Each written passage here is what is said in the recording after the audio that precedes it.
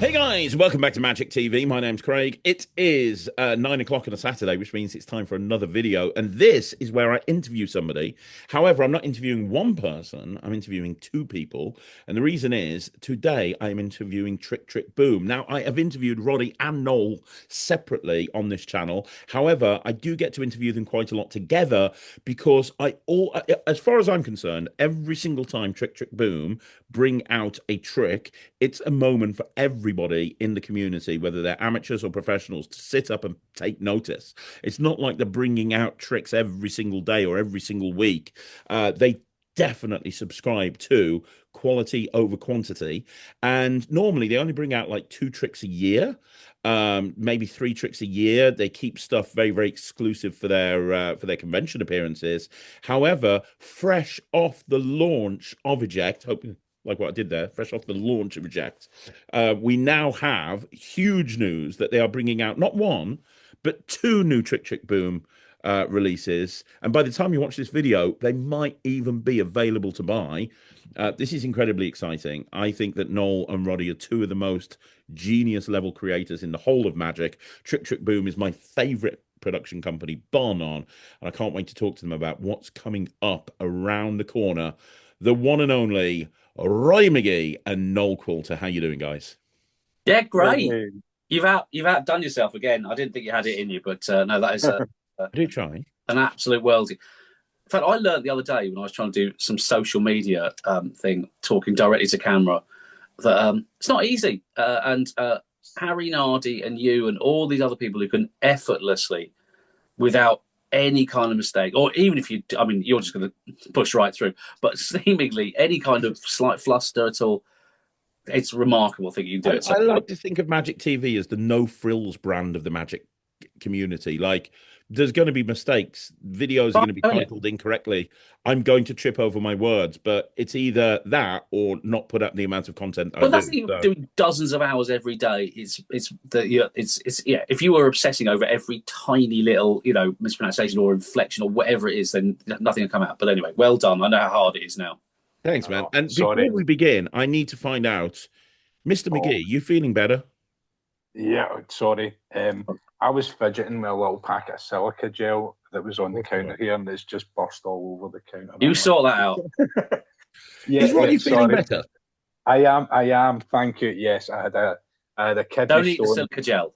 I know. I had a kidney stone for since August. Is it like 4 months? And it was a terrible. To anyone that's had it knows that it's an awful, awful thing.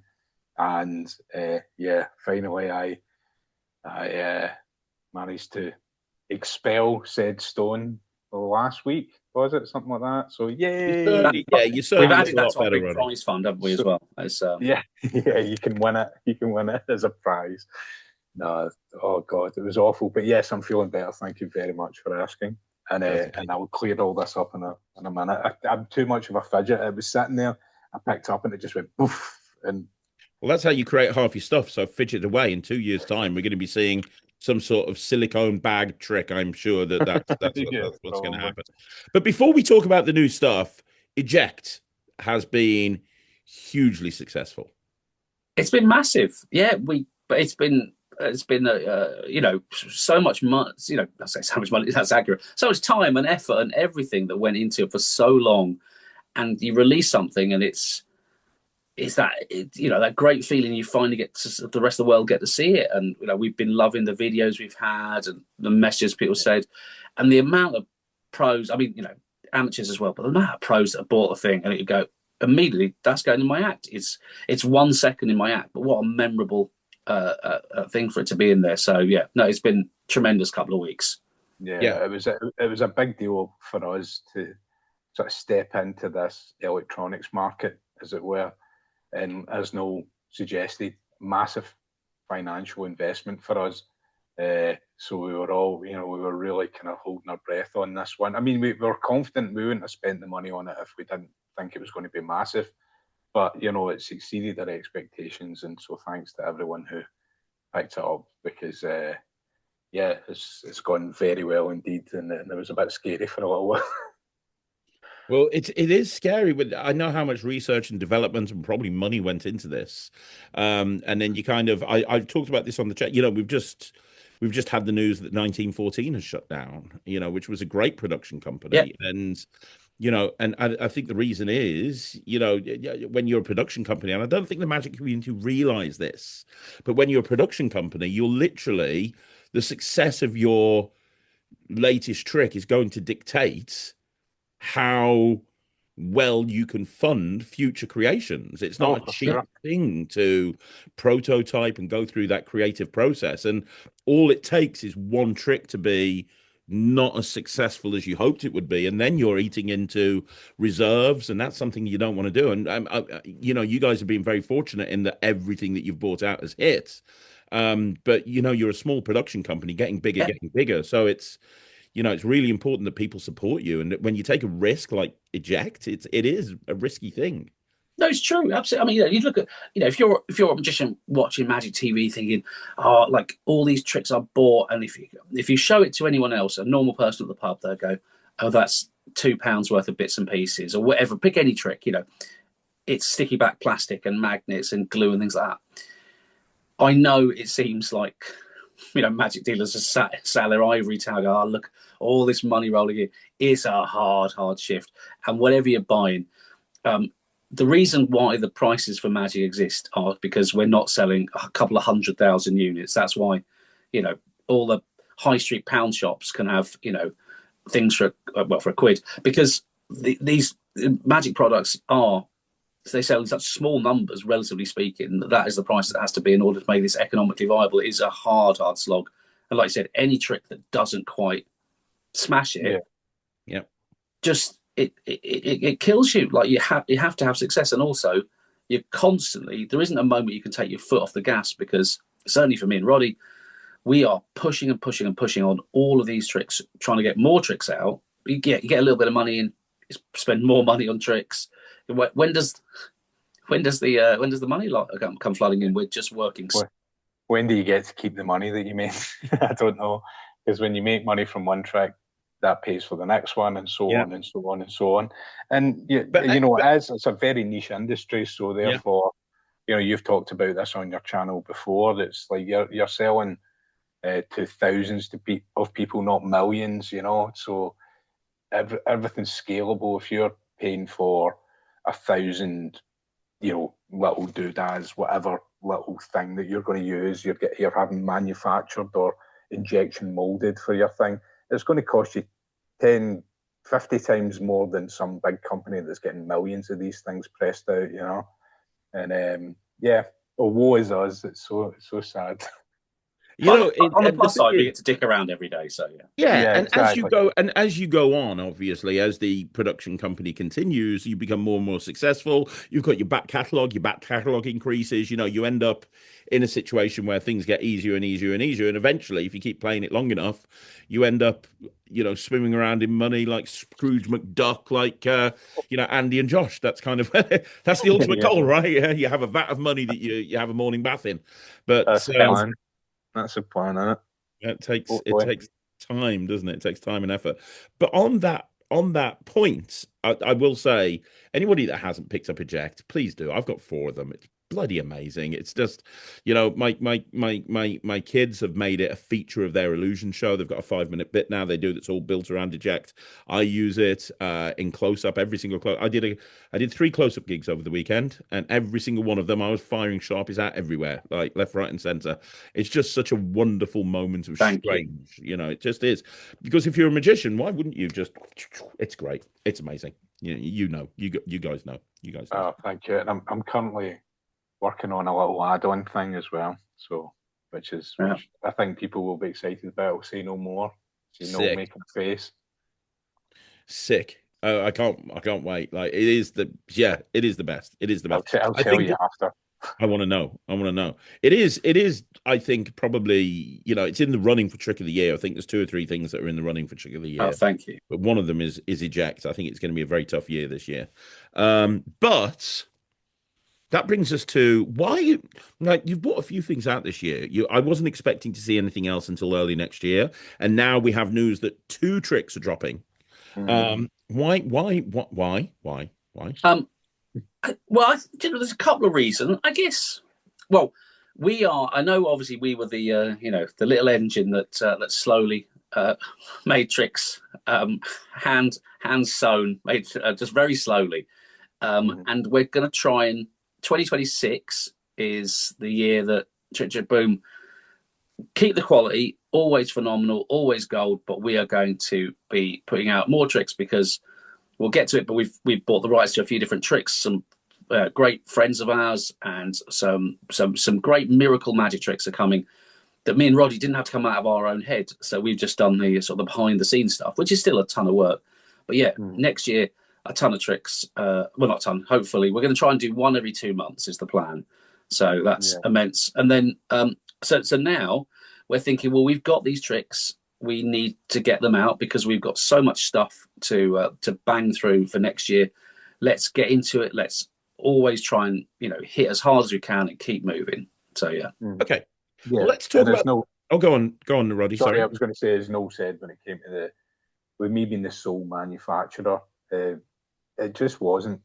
We weren't able to hit the numbers we needed to hit. So thankfully, we were able to rely on other people to help us with manufacturing and outsourcing things. And really, we've been building up to this point. This year was, I think it was a kind of slower year than last year, but then, obviously it's starting to pick up at the end of the year, and that's because that's us just starting to get into our sprint. So after January, after Blackpool, as Noel said, expect to see a lot of Trick Boom, hopefully at the very least every 2 months, maybe even quicker than that. There'll be new things coming out. So many things in production at the moment. So, and if that doesn't happen, you can hold us into account. Anyone can tag us at this exact moment in the interview saying, "What about all these tricks you talked about?" No, they are definitely. I mean, we said this before this at the start. I think that we were planning to do tricks every couple of months. Oh yeah, but now we have the infrastructure in place. It's like any profit that we've made on our business is sunk back into the business, and a big part of that is going towards building that infrastructure so that we can move forward more effectively. Because if you're not selling magic, you're not making money, and you're not making money so that you can make more magic. And so yeah, we've got everything rolling now, basically. That's amazing. And I want to talk about one specific trick in a minute, but before we do, the first trick I want to talk about that's coming out now. This comes out. We're filming this on the Monday, but it's coming out on the Saturday. So by now, they should be available, right? Both of these tricks that we're going to be talking about are going to be available by the time the people on Magic TV see this. And they're only available through Trick Boom for now, right? Yeah, that's right. Yeah. Okay. So and you ship internationally, you ship all over the world, so that's not a problem. But the first trick that we're going to talk about was literally part of your launch lineup when you first set up your company. Yeah. And you had your first Blackpool and your first launch. This was part, and it's not been available on the website. It's not been available anywhere else. It's only been available at conventions, right? And this is, I remember you telling me about this and then seeing it. And I remember saying to you at the time, what a bloody good idea. Because we're always looking for something different and something unique. And this takes a genuine issue that magicians have and just solves a problem in a magical way. I love this. We're talking about Discords, obviously. Do one of you want to talk about synopsisize us and talk about what this is and what it does? And Roddy, do you want to do it, or shall I do it? Or No, you go for it. Go for it. I'm playing with the silica gel here.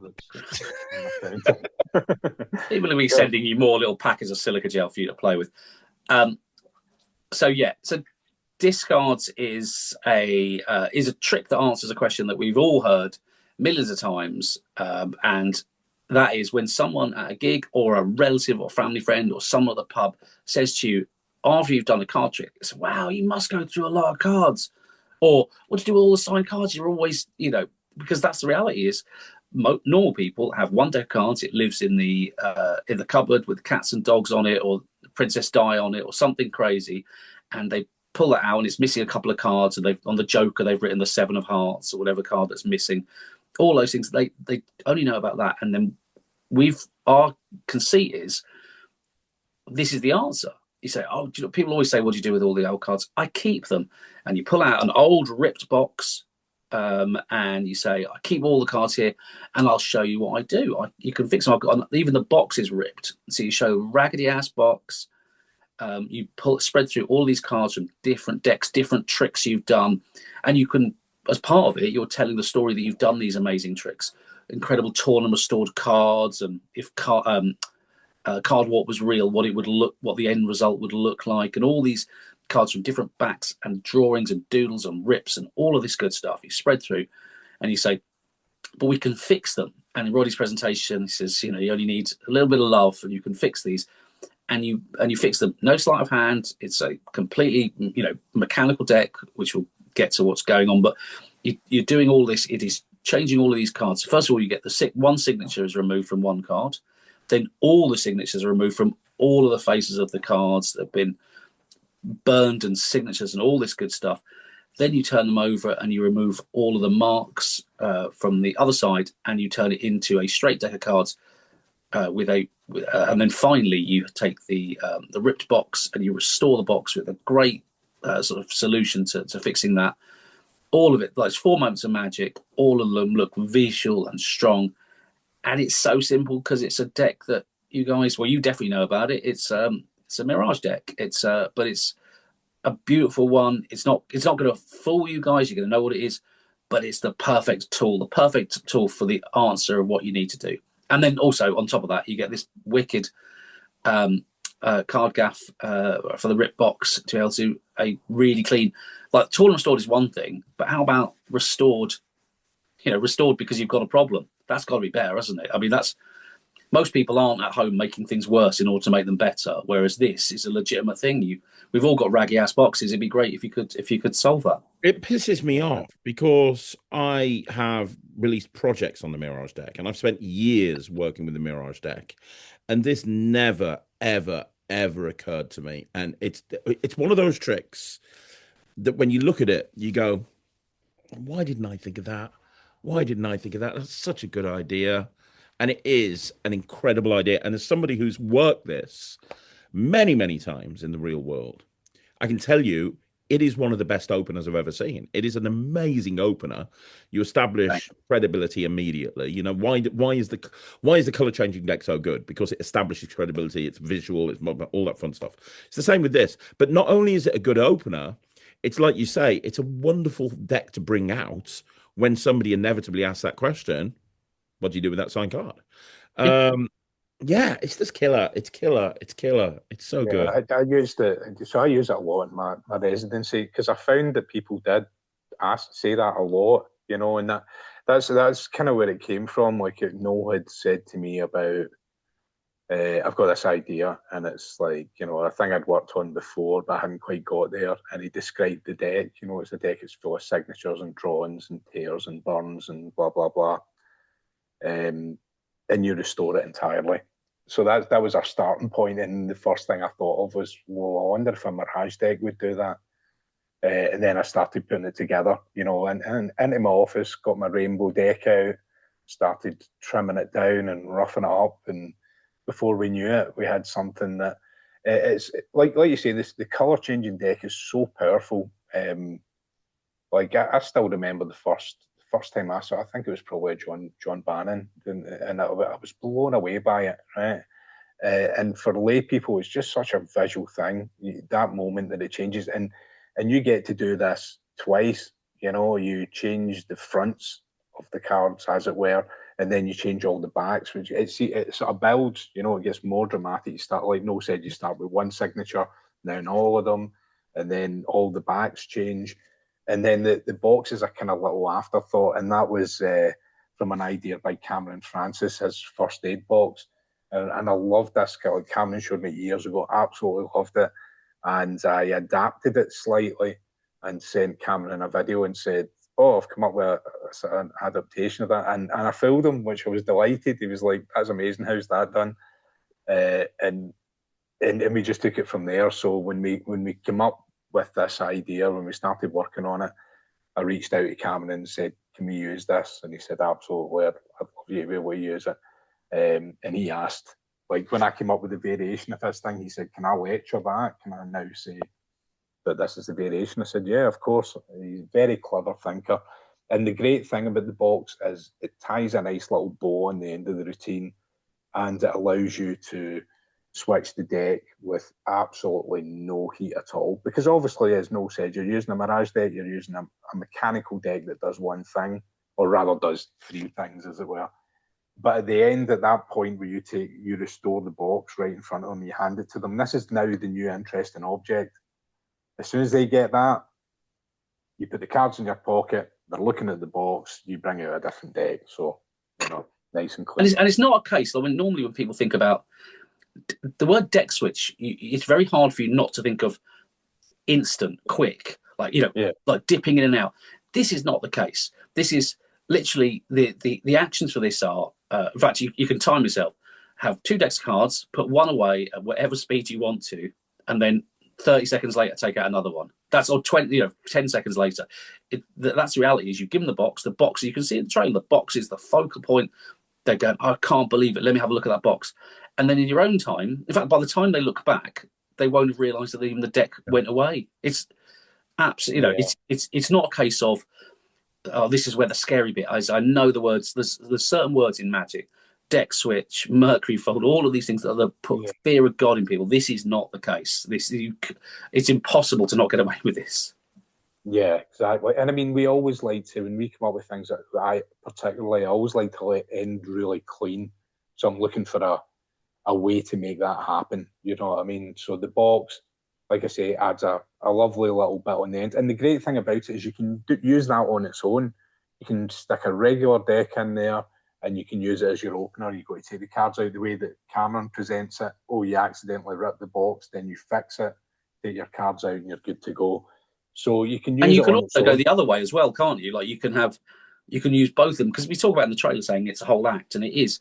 So you can do it as just the quickie color changing deck straight into it and not do the box restore, and then go in a new routine, or you can use the box restore on its own and not do the body of the trick, or you can put both of them together, which is our preference. But it's up to you. How I've been doing it is I've been using it as an opener, and I've been talking about fixing the messed up cards, and then when they're looking at the box and the deck switch is done under no heat at all, I actually switch in a double blank deck with a cover card on top. Right. And I say to them, so obviously I didn't fix the cards. What actually happened is I took them back in time to before they were messed up. But you got to be careful when you do this, because if you go too far back, you get them back in time before they were even printed. And now all I have to do, I've got one card underneath the card from the top. I just take the box, I steal that card, put the box away. I'm left with a double blank deck, and I go into Point Blank by Greg Wilson, the ambitious card with a blank deck. And that's that's a incredible, like 10, 12-minute set right there that'll just kill people. Well, one thing I like doing with it is I'll do a signed card trick to start, and I actually use it as a middler, because then you set up the idea of, it's very rare that a Magic dealer will ever say, we've got a middler for you. I think for me, Discards is a great middler, because if you do a signed card trick to start, and then at the end of it, if you, so normally you might give them the cards, but let's say, for example, you've done a signed card trick and you go, oh, brilliant, I'll pop that, and then just take out the discards deck. In fact, you can even write the word, we don't, but you can actually do it, write in fat letters, old cards, or if you want to go beyond the nose, write discards across the ripped box like this. Obviously, mirror it on the underside as well.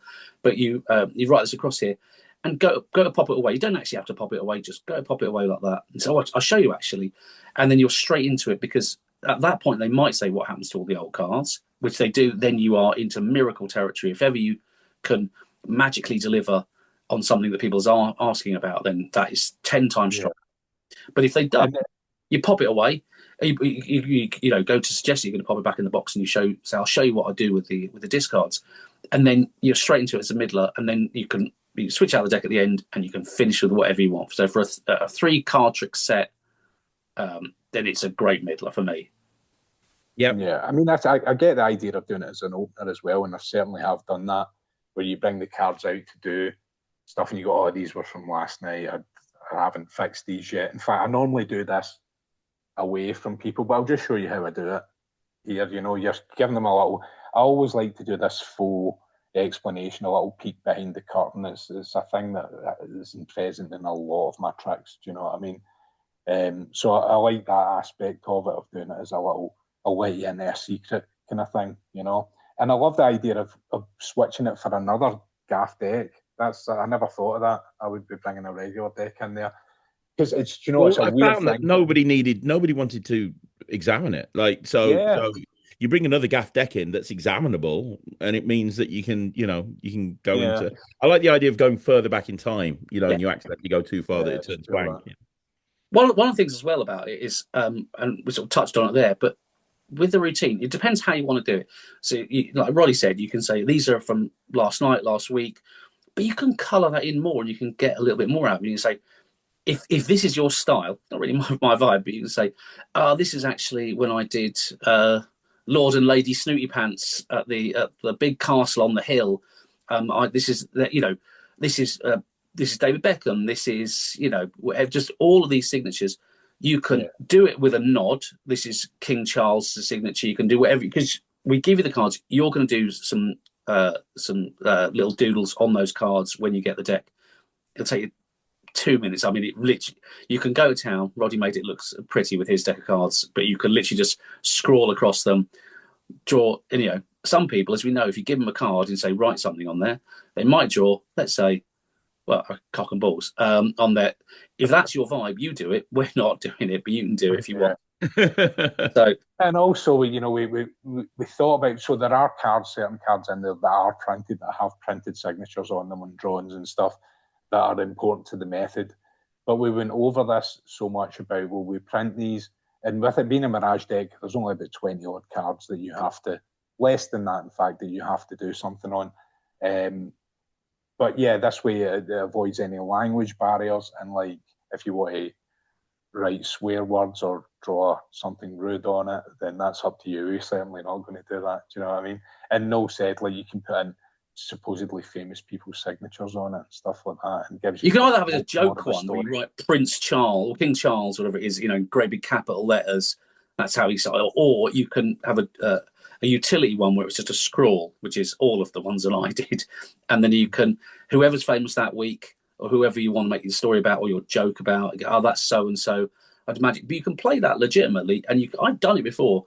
And people go, wow, you did that. And, we've all met famous people. Certainly if you're paid to do magic, you will have done. You can either tell, you've got three choices: the truth, lies, or somewhere between the truth and lies. If you can say, I did these, in fact, if you want to brag at a gig saying, I did a gig actually in, I don't know, Dubai, France, Germany, Italy, whatever you want to say as your line. So on this is what I did a trick for them, and this was the result of that card when I did this gig abroad. You're going to get people saying, oh, wow, you'll travel, will you? It opens up all of those things because you're not directly saying, I'm available. You are doing it as part of the narrative of a trick. Yeah, we're getting into very smart marketing territory now. Dropping information like that in the context of I remember years ago, back when you could borrow coins, I always used to do CoinVexed all the time. David Penn's CoinVexed. Yeah. One of my big things. And when they were trying to bend the coin afterwards, I always used to say, because Jeff Capes was big back then, at all the corporate gigs, I'd be like, no, you're not going to be able to bend this. I did this to Jeff Capes a week ago and he couldn't even bend it. So you're not going, oh, you work for Jeff Capes, do you? It's those little things, you drop in stuff. I love the idea that Jeff Capes was the brag. That is. Yeah, it was big at that point years ago, many years ago. Yeah. I remember meeting him in Fraser's, a big department store in Glasgow, when I was a little kid with my gran. I must have been about 6, and we met Jeff Capes in there. And it's just, I still remember him being the biggest human being I've ever seen. He was huge. Yeah, like until years later that I was working at an event in Glasgow and the WWF was there, and I saw the guy that was the Undertaker walk past us, and I was like, look at the size of that man! He's the biggest person I'd ever seen. Apart from Jeff Capes. Anyway, I digress. The point we're trying to say is there's a lot of options with cards. There's a lot of different ways. You can take a signed card if you want. Yeah, you can do anything you want. But Yeah. yeah, I mean that's I mean it is what it is. You're going to see a trailer. I haven't seen the trailer yet, but I can tell you, and I'm going to do a review show. I've just told you I'm going to do a review show, and I'm going to review it because I know this trick inside out and back to front, and I love it. It's brilliant. But I think the one thing I'll add that we haven't mentioned is it's one of those tricks that also, which actually is a little bit like a lot of the tricks that Trick Boom release, it works as well on social media as it does in real world. I can see a lot of people putting this on their social media, the Yeah, TikTokers and stuff, going, "Hey, have you ever wondered what happens when a magician has a signed card? Let me show you what happens." I can see that becoming a trend on TikTok or having a video that a lot of people share because it's interesting content to put online. it's true. It's like Roddy said, it's the peek behind the curtain. It's the, coming in close. Also, you can spin it like how Roddy does in his presentation, is saying about, here's how I, you know, uh, revive the cards, bring them back to how they were. And you're like, like it's a dodgy thing. I've got this coming close. No one, that's the thing to do for social media, says me, who knows very little about it. But a secret is a good thing to be able to share. I've got a thing I shouldn't really be talking about it, come in here closer. And this is what I do when I go home. I'm able to refresh these cards. This is, an old deck of cards that's made up of bits of old decks from months and years ago, and once in a while I can refresh them, which is such a mad thing to say because magicians spend so long saying the signature is the most golden thing in the world, and that is the cannot be duplicated. And this, you say, like, I can erase it. So once in a while, it's a great solution. Yeah, Absolutely. and it is, and as we said, it is very easy to do. It's a beginner level thing. The trick does it. The deck pretty much does it all for you.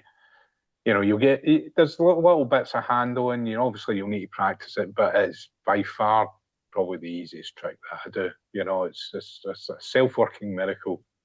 That's what it is. I agree completely. I agree. That's a great way to describe it, a self-working miracle. And then from a self-working miracle, the next trick that Trick Boom are coming out with got launched at Magic Live this year, and it's your first packet trick, I believe. It is. It's a first. Yes. There's a couple of firsts with it. Yeah, first packet trick. Yeah. Well,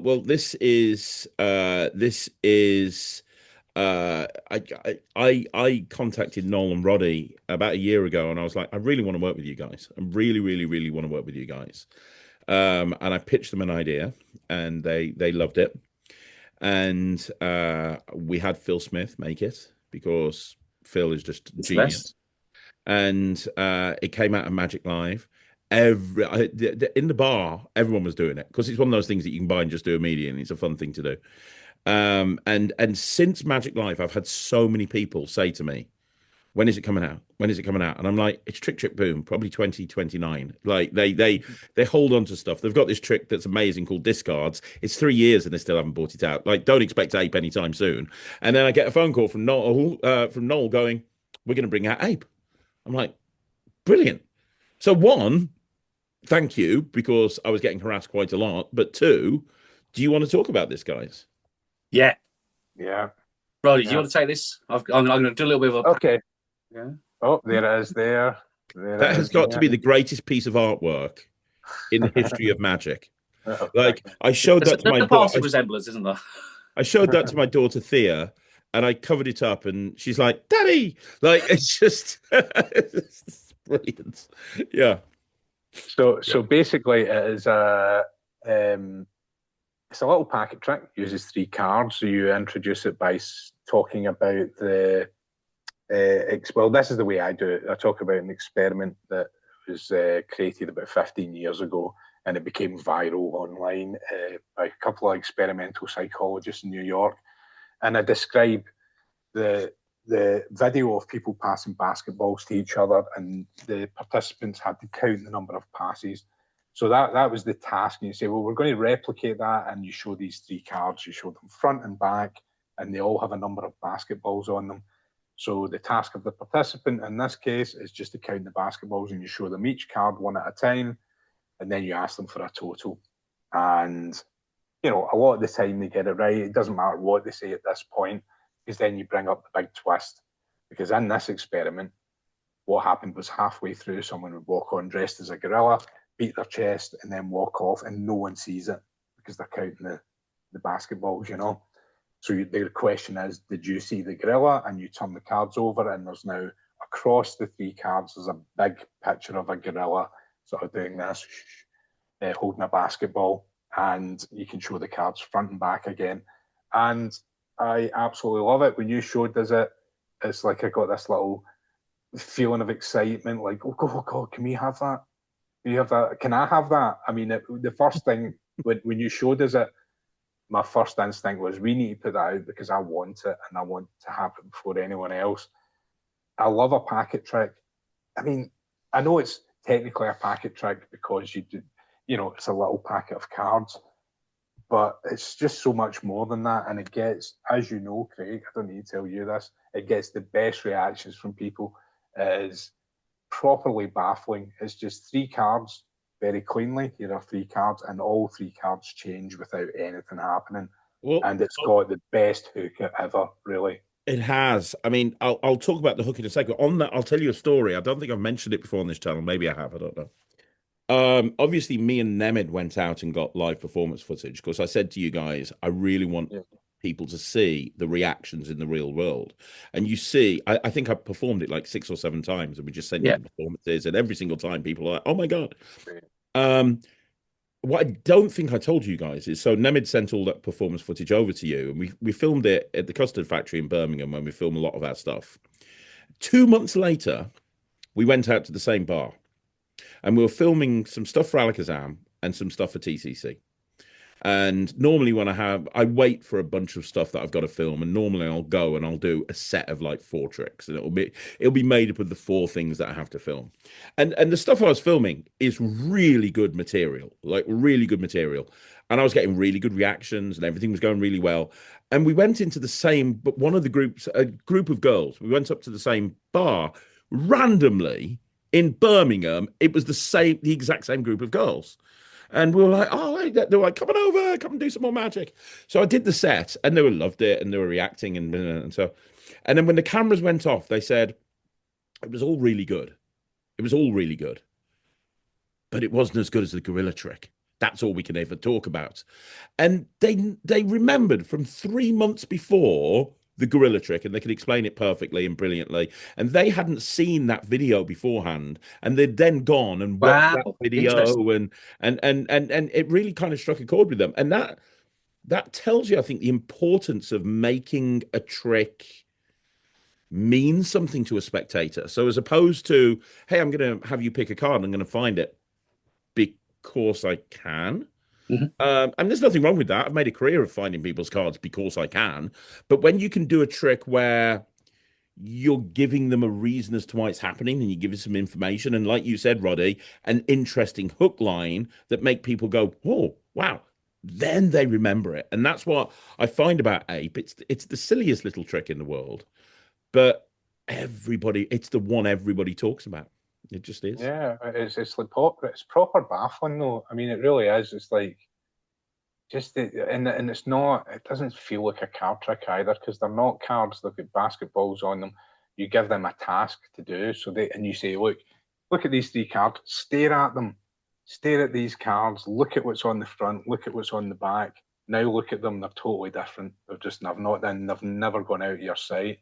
I mean, that's mind blowing for lay people, or for anyone really, I know it might be sort of bumming. Also, Sorry, no, I was saying I'm probably bumming this up hugely. I'm going, I feel like I can do this when it's not mine, right? But genuinely, I absolutely love it, and it does. It's so memorable for people as well, and you will get that half of your audience will have seen the experiment, and half won't. And even if they have seen it, it's still a massive surprise at the end. They're not expecting it at all. The amount of people that remember that video of like, oh, because that's my hook line. Say, do you remember the video of the basketball and the gorilla? And they go, oh yeah. And I say, I don't like. I lead into it by saying, I reckon if I thought if I was actually in that court, I'd see that gorilla. And they go, yeah, so would I. Well, let's see if we can. We'll try and experiment to see if you could or not. And that's kind of how I lead into it.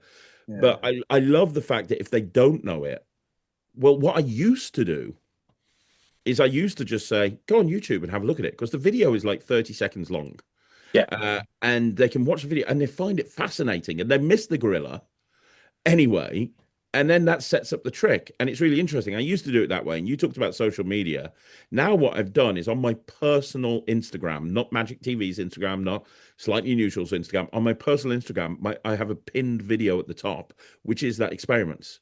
So if Right. they go, I just basically just ripped it off YouTube and put it up on my own Instagram as a video. And I edited it down and made it vertical and did all that. But now, when somebody goes, "No, I haven't heard of it," I go, "Oh, just go on my Instagram." And they go on my Instagram and I go, "Here, look, it's the pinned one there. Watch it." While you're there, click like, click follow. So it gets me more social media followers as well. It Right. gets everyone to go onto that video. But yeah, No, it's terrific. I mean, for me, is well, I showed it. A lot of my mates at Magic are difficult pricks. I mean, I love them, but they are dead inside. And I said, I want to show them a new trick, and I said it's Craig's packet trick, and we're putting it out. And they couldn't imagine me doing this packet trick, and then I showed it to them and fooled the shit out of them. They immediately they're like, "Oh my god, I want that!" Just it's fooling, it's funny, it's current. It hits so much harder. When I think of packet tricks, there are a few sort of holy grail packet tricks, and this is up there with the punch that it packs. Absolutely, because you can play this really large. It's not a stare down at my crotch packet trick. It is you got I've done it for a banquet table. Yeah, they're struggling slightly to see the basketballs off counting them, but of course that's part of the game. How quickly can you count them? Okay, what do you think is you can if you're doing it for a big table, gesture over here. I can't see my hand. Gesture towards the left. You guys count that. People in the middle, you count this. People at the end, you count these cards. Okay, great. So 3 sections. You thought it was this. You thought it was this. You thought it was this. So the total there is da da da. And then the reveal is happening up here at your chest. So it works great for a bigger table, a bigger group. You could play this on a parlor sort of environment as well. It's such a good strong trick. well, two things on that. One, the thing up at the chest is all Roddy. He massively improved that because I did it just by laying them out on the table or having them in my hand, and it was Roddy that came back and said you could display it like that, and that suddenly took it to be able to do it at a banquet table because now it's up here, the revelation, and so everyone can see it, which is great. So that's the first thing. Roddy really just took that to the next level. But second of all, I'll never forget when I showed you the video of me performing it and you were like, "Yeah, we want it," and I sent both of you a prototype of it so that you could have one to play with. And you then said to me a few days later, "Can you send us we think we've got it, but can you send us the explanation just in case?" And when I sent the explanation to you, you were like, "Oh, it's a lot cleverer than I thought it was." Yeah. Like you didn't realize that the back design that Phil did, the design of the back is designed specifically to do a certain thing. And oh no, there was even more to it than that. There was loads of yeah, because I immediately I was like, right, I think I've worked this out, and I drew on cards. Remember drawing blank cards so I could make it.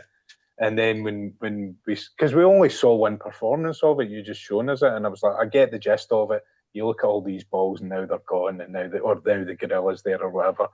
But yeah, it was a nice surprise. It's better. It could have gone the opposite way. We could have had this rose tinted spectacles, and then we see the trick in real life, and we go, "Oh, actually, that's terrible. We've just bought that." But no, we were pleasantly surprised at how so much cleverer it was. And as Noel said, it's a magician filler as well. I've fooled many of my magician friends with it. It is because they're seeing the backs of every card. They're seeing the back, not a false count. They're seeing the backs of every single card. They're seeing the fronts of every single card. And it's like, but then when you see the display at the end, all the fronts have changed. And you're seeing the backs of the fronts. Yeah, I think people worry as well with packet tricks. Generally, they worry about, are they able to do the count? I know people struggle with like the Jordan and the Elmsley and stuff like that, but this, you wouldn't even call that a count. There's nothing. It's handling wise. Oh god, it couldn't be easier. There's a little buckle, and then there's a double, and it's so easy to do as well. I mean, it'll take a little practice. It's boiled down. Craig's done a brilliant job of picking a couple of thing. Basically, the shortest journey you can get, but the most deceptive journey you can get to showing 3 cards as fairly as you possibly can do. And then the big thing is that those, even though we think of it as hiding the gorilla, the truth is the real power in any packet trick is, can you change those cards to completely different cards? So we think of NFW as always sort of the top answer. You think of powerful, hit hard packet tricks. Well, this, you are doing not the same present effects, but you are changing 3 cards to completely 3 different cards. Yes, you're hiding the gorilla. That's the presentation. But they've seen 3, and now the result is something completely different. That hits so hard. Yeah, and it comes in a lovely little sort of leather wallet as well, so you can keep them in your pocket. That's just important. Oh yeah, that's the other thing to add there. It got trick boobified, so it wasn't just a little packet, little envelope or anything. It comes in its own little leather wallet. Which, when you showed me the leather wallet, I was like, yeah, it's nice. Now I've been gigging with the thing in the leather wallet. Oh my God, I don't want to go back to any other way of doing it, because it just makes it means it helps the effect, because now I can just take it out, and and it's so much better than a little packet trick wallet, because you don't have to open, and it's perfect. It's perfect. No, it's a simple solution, but it's just like I know it's like you get a trick, and let's say it's a packet trick, and you go, right, I've got a couple of cards. How am I going to get into this, and how am I going to get out of that? And that's me and Roddy as professional magicians and working magicians. That's always the thing that's screaming in our head. How are you getting into it, and how are you getting out of it? Well, the answer to this is, you're going to say, hey guys, I'm going to play a little observation test. Immediately, you're into it. You pull the cards out of the little wallet, and then you're into the routine. Pop away at the end, and then you're ready to go again. And the thing with it is, it's a nice soft, it's a nice soft ball for your participant, truly, because we've talked about this before. When you're performing magic for lay people, most of the time when you do that, the vast majority of the time, it will be the first and only time they have ever seen magic, and sometimes there's an immense amount of pressure there on them to do it right, to perform properly, and they don't know what they're meant to do. You ask someone to remember a card, and they're like, oh my God, if I forget this, I'm going to ruin everything. Whereas this is a nice softball. It's like, literally, just look at this picture and remember it, and you're involving everyone there. They're all having a look, and there's that element of competition as well, where you get at a table where someone's like, I'm going to get it.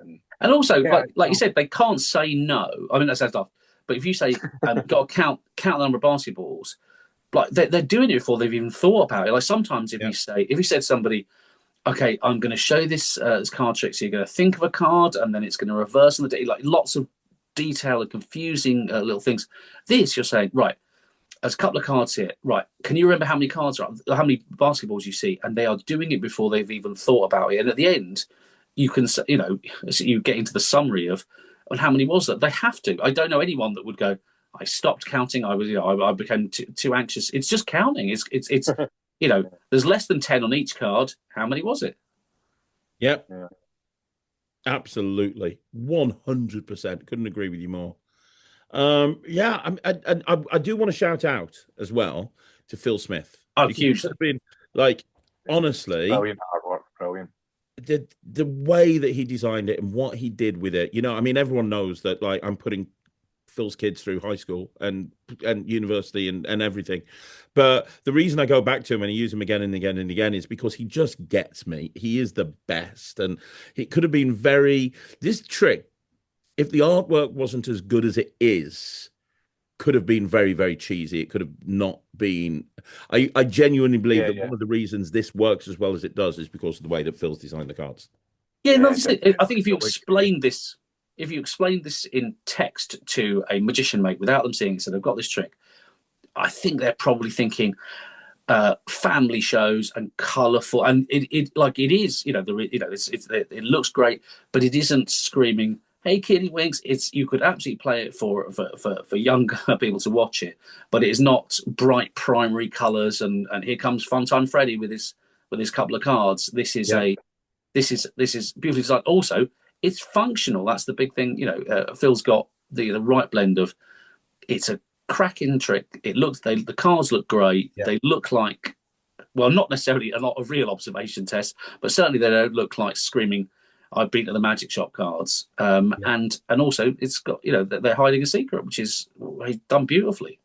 And I'll say two more things on that you just said. One, I know you guys don't perform for kids very often, but running a kids entertainment company, I do, and I can tell you that this works as well for kids as it does do for adults. Right. It's one of those rare tricks because a lot of the time it's like, the amount of time that I speak to magicians, I need to do close up for kids. I'm going to be doing a wedding. There's 20 kids. I need to do something for the kids. What do I do? This is something that will work just as well for kids as it will do for adults. It's perfect in that regard. Oh, for sure, definitely. Fun for all the family. Yeah, absolutely. But it doesn't look kiddie. So it's not like you could go and do a corporate event where there's no kids and it wouldn't look like you're doing some weird ass kids trick. It's kind of the perfect thing. But also, we're all working professional magicians and we've talked about it from that point of view.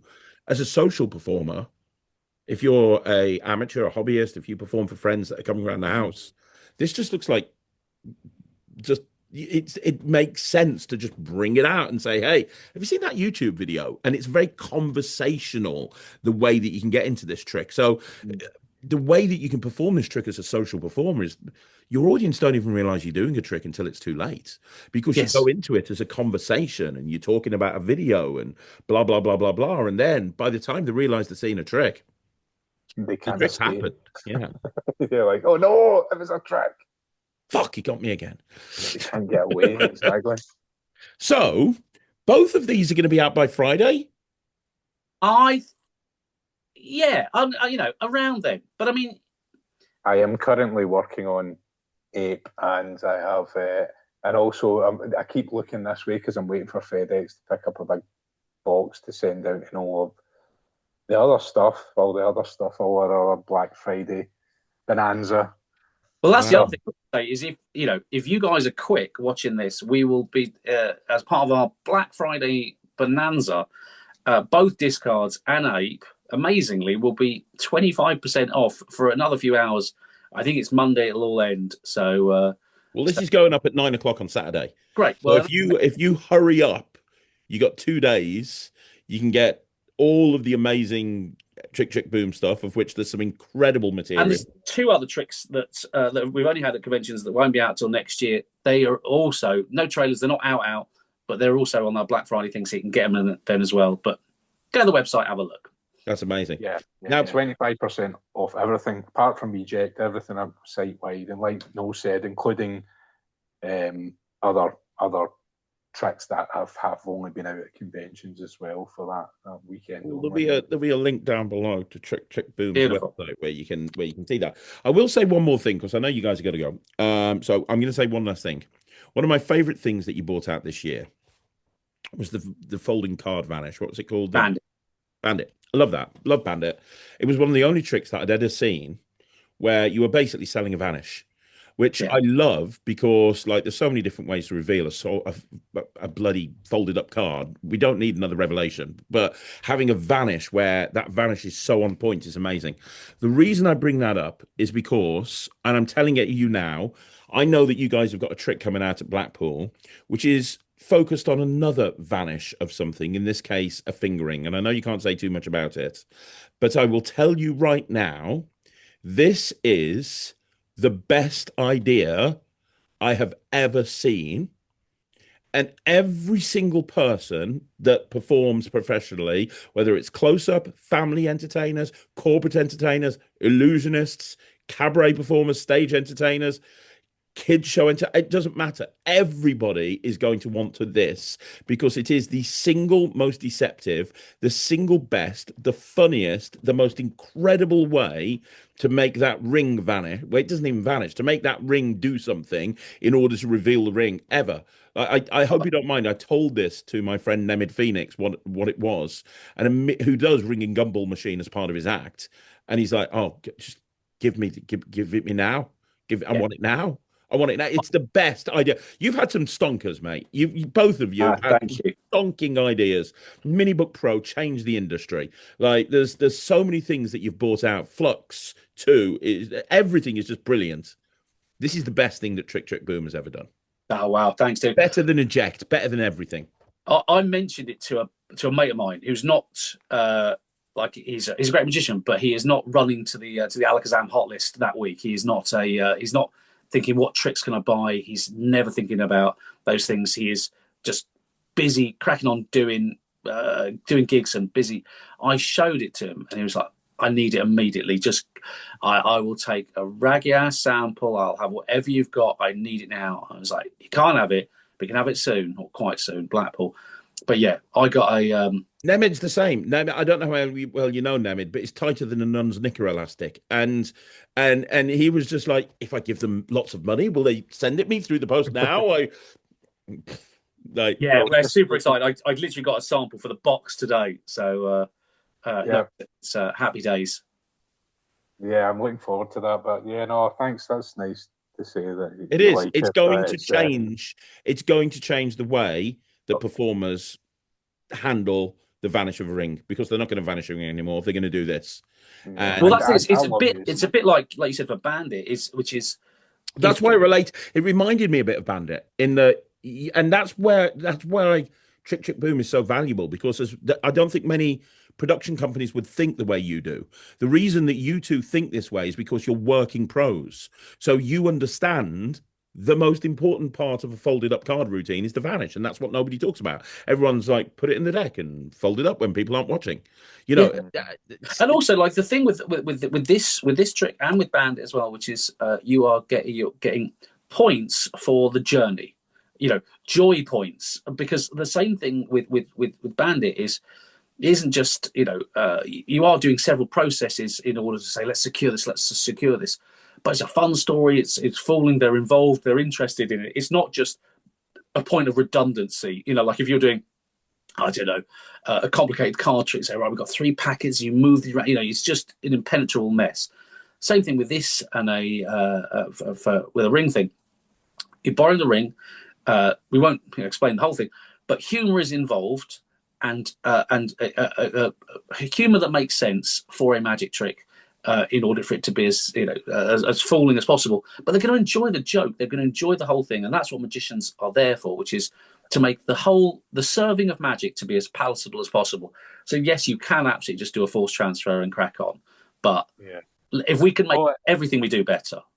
Yeah, I guess. I mean, I've loved using it over the last year, maybe. Like I made one up and then immediately just took it out to a gig, and every time I use it, it just gets laughs and gasps, and yeah, it gets the appropriate reaction. And the other thing, which we haven't mentioned, is we have another thing coming out for that, a place for that ring to go as well. And both of these items will launch together. Yeah. And it's up to you whether you want to buy both of them or one or the other, or, you know. But they will be available at a slightly discounted. It's for another day, but yeah, no, we'll. I will definitely be interviewing you near a Blackpool, and I'm going to be extracting every little piece of information out of you that I can. Yeah. But now, all people I've said too much. For now, all people need to be concerned of is 3 things. 1, if you're watching this on the Saturday, you have precisely 2 days to get in the Trick Boom Black Friday deal. 2, Ape and Discards have literally just been launched, and they're both incredible, and you can get them at 25% off. And 3, like I keep telling you, if you haven't already done so, jump on the mailing list so you can keep up to date with Noel and Roddy as well, and they're going to let you know when the new stuff comes out. But you guys have had a 2025, a really good every year is a better year, but 2026, I think that's going to be the year of Roddy and Noel. It's a big one. It's a big one. I hope so. Yeah, you guys are amazing. And you know, I love everything that you're doing. I love the care, the attention. You know, you care about the community, you care about the stuff that you put out, and the fact that I've got my name associated with you guys fills me with glee and joy. And thanks for giving us the opportunities. We love that trick as much as you do. Exactly, and we couldn't ask for anything better for our first collaboration. Honestly, it was perfect. So thank you. It's amazing. It's amazing. I got to tell you, it's just so good. It's brilliant. It's brilliant. I love it. I love it. Guys, like I said, like the video down below. Leave a comment for Noel and Roddy. But look, just pause the thing now. This is just going to be the typical same bullshit outro. Forget about that. Just go and type in Trick Trick Boom into your browser and go and buy all of their stuff. And if you see a video that doesn't have a trailer and it doesn't have any ad copy and you have no idea what it is and it's only just gone live for a couple of days, buy it because it's going to be amazing. I guarantee you, especially if it looks like it uses a little iPad. Secret thing that you need to know. Other than that, I will see you next week. But Noel, Roddy, thank you so much for coming on the channel. Thanks, dude. Thank you. Guys, see you soon right here on Magic TV.